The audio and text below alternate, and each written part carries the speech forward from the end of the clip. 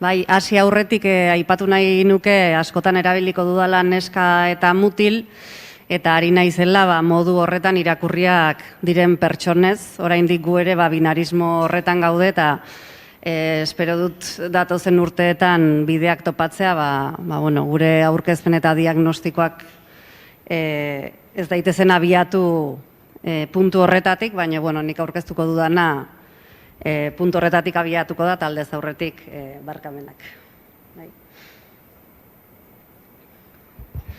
Kanpo espazioaren eraldaketa, zergatik. Azken urte hauetan, Durangoko Gurutziaga ikastolan hezkidetza proiektua pisu berezia hartzen ari da. Pasa da paperetan eta kurrikuluman oso dotore geratzen den gauza bat izatetik, poliki-poliki gorpuzten, berriro diot poliki-poliki, baina gorpuzten doan proiektu bat bihurtzen eta kanpo espazioaren eraldaketa hor kokatu dugu, bai? Ze berdin bide honetan behar ditugu iraultza txikiak, aipatu dituzuen bezala, baina iraultza handiak ere bai, ez? Eta kanpo espazioaren eraldaketa pixkat iraultza handi horietan kokatuko genuke. Nondik abiatu ginen? Prozesu parte hartzaile bat izan da, guraso batzuek bideratuta, bai? Zorionez eskola guztietan begira hasten bagara denetarik dago, ez? Gure ikastetxeetan eta kasu honetan arkitektua, ingenierua, paisajista eta gainera parte hartze prozesuetan aditua zen guraso bat geneukan, talde bat egin zuten eta proposamena ekarri zioten ikastolari, hor txertatu ziren ere irakasle batzuk, baino umeekin abiatu zen prozesua. Parte hartze prozesua egin zen umeekin eta beraiek irudikatu zuten gure etorkizuneko kanpo espazio hori nola izango zen, bai? Zergatik? Espazioek ere eragiten dutelako, gure Mireiak esaten zuen gure barne horma horietan ez dira dena espazioak, baina espazioek ere eragiten dute. Eta noski barne eztabaidak, erresistentziak, asmatuko duzu oso erresistentziak nondik etorri ziren, eta forma borobila daukate. Nondik, igual azkarra bain behar dut. Pixkat hitz batzuk lapurtzeko, ez? Marian Morenori, miren bibesita Patxi Galarragari lapurtizkiot hitzak, ez? Baina, kalea zen garai batean, umen sozializazio gune nagusi eta gaur egunez eskoletako jolastokiek hartu dute espazio hori, beraz, bere biziko zentraltasuna hartzen dute eta birpentsatu behar ditugu. Eta gero Marian Morenok aipatzen zuen, eskola mistoak ekarri zituela aldaketa batzuk, baino ez genituen birpentsatu erak. Eskola mistoak, baino androzentrikoak eta gizonen eredura egindakoak.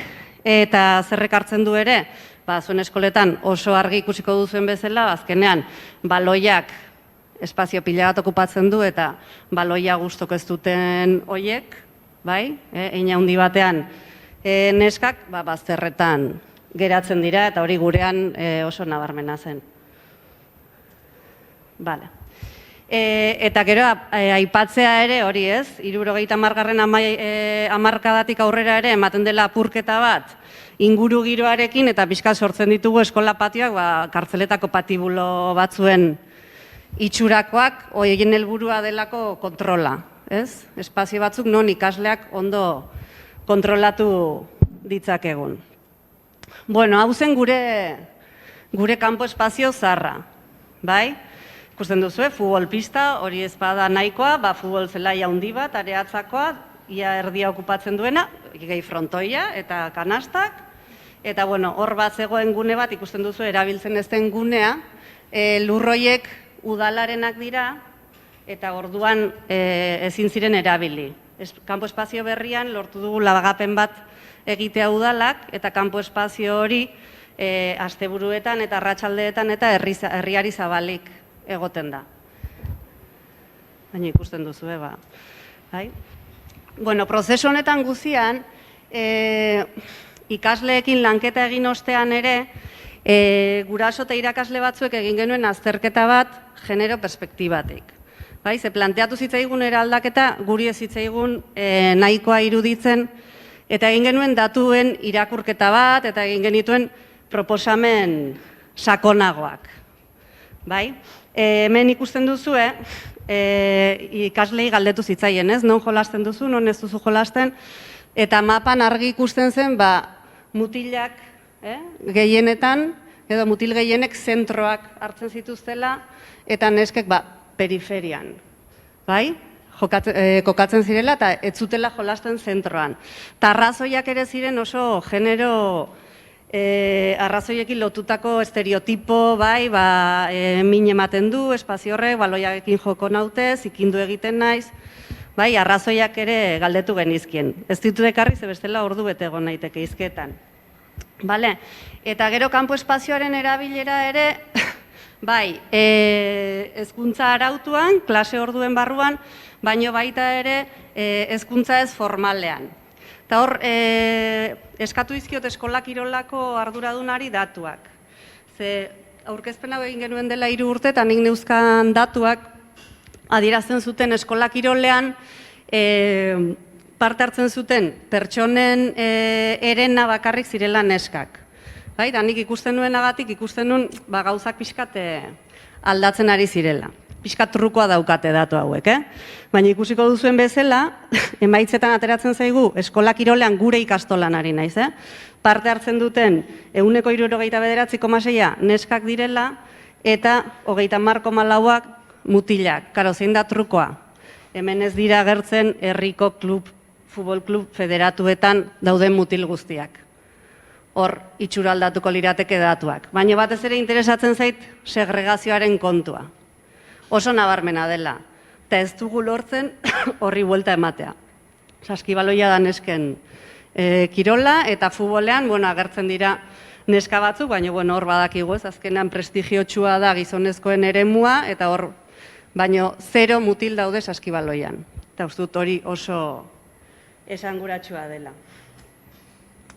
Bale, proiektua eraldatzeko, bai, zergatik, esan dudan bezala, ez, espazioak ere eragiten duelako, eta bai ikusten genuen izan behar zuela espazio bat komunitatean landua, eta ez dela proiektu bat hasi eta buka egiten dena.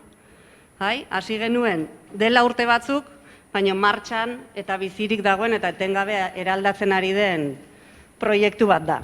Eta ikusten duzuen bezala, ikasleekin landu genuen hori ikastola amesten deitzen den proiektua da. Bale. Hau pixka kontatu dut. Bale. Bai, interesante izan zen azterketan ere, konturatu ginen, justo periferietan sortzen zirela jolasik eta interesgarrienak. Jolas simboliko, libre, oiek guziak, justo ematen ziren periferian, eta ikusten genuen kanpo espazioak sortzen zituela sekulako hierarkiak eta horrekin bukatu behar genuela. Hemen ikusten duzue argazkitxo bat, beraiek ere egin zituzten hausnarketa saioak, baina gero egin zituzten maketak, etzen izan egun bateko lanketa, izan zen urte osoko lanketa bat eta benetan garatua. Bale, zeintzuk dire proiektuaren oinarriak? Hezkidetza, eta batez ere gure borroka izan zen kirol zentral horiek, batez ere futbolak, horrek zeukalako pixua erdigunetik kentzea. Eta horre etorri ziren erresistentzia handiak. Gure proposamena izan zen futbol pista kentzea. Genekielako, egin behar genuela urrutira apustua, bestela ez genuela ezer lortuko. Eta bai lortu genuen bazterrera geratzea. Oan ja futbol guneaz dago gure ikas eremuaren erdian, bazter batean dago. Existitzen da, baina bazter batean dago.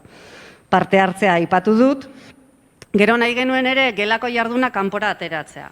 Sortu espazio bat, gero albideratuko ziguna, gela barruan egiten dugu lanketa hori, kanpora eramatea. Jolas librea, simbolikoa ez bideratua ere, modu askeagoan egin ahal izateko espazio bat, eta ere berriz berreskuratzea naturarekin lotura hori. Suertea daukagu, badakit eskola guztiek ez dutela inondik inora, baina gure ikastola kokatua dago Durangoren pixkat ertz batean, eta badaukagu naturarekin kontaktu hori. Galduta geneukana aurreko egituragatik, baina orain berreskuratu ahal izan dugu. Bertatik pasatzen zen erreka ere atera ahal izan dugu gora. Beraz, badakit ikastetxe guztien egoera ez dela berdina. Baina guk zorte hori izan dugu. Eta gero ikusten genuen ere, kirol aukeretan ere azkenean beti eskaintzen ari gara berdina, ez? Eta horre hasi behar garela beste kirol mota batzuk eskaintzen. Zan nahikoa espazioa eraldatzea. Ez badituzu bertan egiten diren ekintza proposamenak aldatzen, nekez birkonkistatuko duzu espazio hori, ez? Zenbat geratzen zait? Ai, zeungi. Abordun lehenago. Bale, orduan, esan bezala, proiektua nola exekutatu genuen. Futbol guneak, bazterrera. Areatza gigante hori, zena futbol kanpoa handi bat, erabiltzen zutena azkenean, portzentaia ikusita oso ume gutxik, hor berdeguneak sartu ditugu, areatza bai mantendu dugu, ume txikiagoentzat areatza sekulako esplorazio lekua delako, gero txintxaunetan ere, lehenago zeuden, bi txintxaun, txirrista bat, eta hor ere eginda alegina handia, eta gero egia da ikastolako mantenduko langileak artista batzu direla, eta orduan egurrekin, eta hor egin aldi izan dituzte gauza desente, eta orduan hor ere gune hori, txikiagoek erabiltzen duten gune hori ere asko aberastu da. Espazio berriak eskuratu ditugu, aipatu dizuete lagapen hori, ez? Udalarekin, eta hor, espazio handi bat, gero ikusiko duzue, irabazi da. Gainera, zelai bada. Behar duena da, arbolak handitzea, baina hor ez dugu asmorik ezer jartzeko. Bide gorri bat dago, espazio guztia inguratzen duena, paseoan ibili ahal izateko, edo gero arratsaletan patineteekin, bizikleta, hori ere ikusi behar da nola txertatu, baina pixkat ideia horrekin, etorkizunerako, eta gero dauzkagu bi tren bagoi, Euskotrenek egindako lagapen batetik, ez dakiguna oso ondo opari bat izan den edo zer izan den, hasiera batean bai, baina egia da, arazo handiak ekarri dizkigutela, gero apurketa pila bat egon direlako orduzkanpo, eta sekulako pena da, adibidez DBH-ko ikasleentzako oso gune guaia da, baina, klaro, astebururo apurtzen badituzte lehioak, eta hor pixkat gaudeia aguantatzen, lortzen dugun gune hori errespetatzea eta ez kendu behar izatea, baina, pixkat hor zintzili daude. Eta, hau izango litzateke, esan dizuet hemen beste argazkian, gure zarra lehenago ikusi duzue marraztuta, hau izango litzateke Googleen argazkia, ikusten duzue futbol zelai, erraldoia zen, dena asfalto, futbol zelaia, eta orduan hemen geritzen ziren bi arbola, eta hemen txintxaunen gune hori. Eta hau izango litzateke gure espazio berria. Pixkat altxatuko naiz, ikusten duzue futbol pista, geratu da bazterrera, hau ezin izan dugu kendu. Eta igual hemen egongo zarete gorputz hezkuntzako irakasleak baten bat, eta egia da gorputz hezkuntzako irakasleak erresistentzia bat direla horrelako aldaketetarako. Igual gorputz hezkuntza zu bazara, ez? Gustatuko litzaidake gero zure iritzia entzutea plazer baduzu. Ez, askotan, baina espazio ezin da ikutu ze guk behar dugu, ez dakize pista guk behar. Eta bai izan da pixkat freno bat. Gure borroka bai da, marra horiek desagerraraztea, pentsatzea, ze gauza sartzen alditun, gero kendu behar direnak. Ezin dugu ezer finkoa jarri, ezin dugu U bat jarri, gero behar dutelako espazio hori. Orduan hor ikusten dire marraketa, baina hor ezin da futbolean aritu. Futbolean bakarrik aritu daiteke hor. Gero areatza hori mantendu dugu, umientzako, erreka, hor sortu dire menditxoak, egin dira mendiak, Sumendia deitzen diote hola badu erdian zulo bat eta hor hiltzen dire umeak bueltaka gustora, erreka atera dugu kanpora, hau da, udalak lagapena egin digun lurzatia ikusten duzu sekulakoa dela, hemen geratzen da, baso txikitxo bat eta gero frontoia eta hori, bai mantendu behar ditugu berdin, esan bezala, gero gorputz hezkuntzako ekimenak aurrera egin ahal izateko. Hau da beste argazki bat, bai? Hor goitik, hau da. Hau izango litzateke, bai? Men bazterrean dagoen hau. Beraz, asko berdetu da gure ikastola. Eta hemen ikusten dituzu argazki, bai, pixkatia aurrak eta erreka inguru hori, hemen ikusten da hobeto, hau da areatza, hor ikusten da gure tren marabillosoa. Gero ematen dire, azkenean ekitaldiak egiteko, kanpoan egin ahal izateko eta egintzak egiteko, sortzen zaizkigu asko aukera gehiago, porlanetikat. Eta honekin bukatu nahi nuke. Proiektu hau ez da, hasi, eta ja egin dugu eraldaketa, eta ja oso ondo. Proiektu bat bizirik dagoena, etengabe eraldatzen joan behar duena, etengabe hobetzen joan behar duena, eta horrela ulertzen dugu, egia da, iazko urtea oso arraroa izan zela, aurtengoa ere nahiko arraroa, baina pixkat berriz martxan jarri ahal izan gara gai honekin. Ez digu eman aukerarik behak eta serio bat egiteko, eraldaketa egin dugu, eta orain joan behar gara ikusten behaketak egiten, ondorioak ateratzen, gero aurrera pausoak ematen jarraitzeko, COVID-aren historiak ekarri digu birformulatzera jolas orduak, ezin dira talde burbujak, ezin dira nasi. Orduan, ikusten dire aldaketa pila bat, baina oraindik ez dugu ikusi eremua modu librean funtzionatzen. Eta ez dakit hurrengo urtean ere ikusiko dugun. Baina, gure asmoa bada, bai hurrengo urtean, behaketa serioekin hastea. Aurten ze egin dugu, ze aldaketa egon dire? LH-ko ikasleek berriz egin dute olako hausnarketa prozesu bat, guain dugun kanpo espazio honetan zer dago hobetzeko, ze beraiek egin dituzte proposamen berriak, ja dauden guneen gainean, edo sortuko lituzketen gauzen gainean, ez dut esan, tirolina bat ere badago, hori zen ikasleen superreskari bat, eta bai hor badaukagu. Gero sortu dugu ere aurten oroitzaren txokoa. Sortu dugune bat, pixkate oroitzeko ikastolako komunitatekoak ziren kideak eta gure artean ez daudenak. Bi gurasoek batek idatzi du testu bat eta beste batek eskultura bat egin du.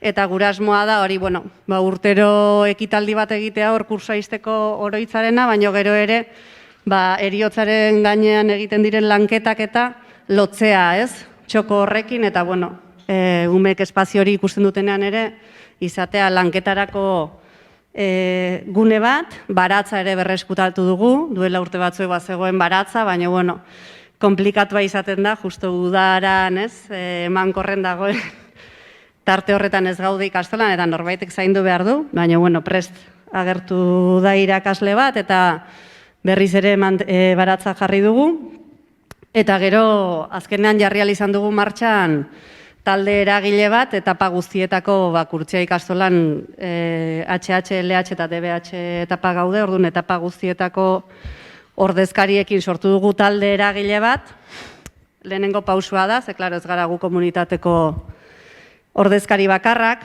eta orduan egitekoen artean urrengo urterako, talde eragile horretara txertatzea familiak, mantenduko langilea beraiek eta ikasleak.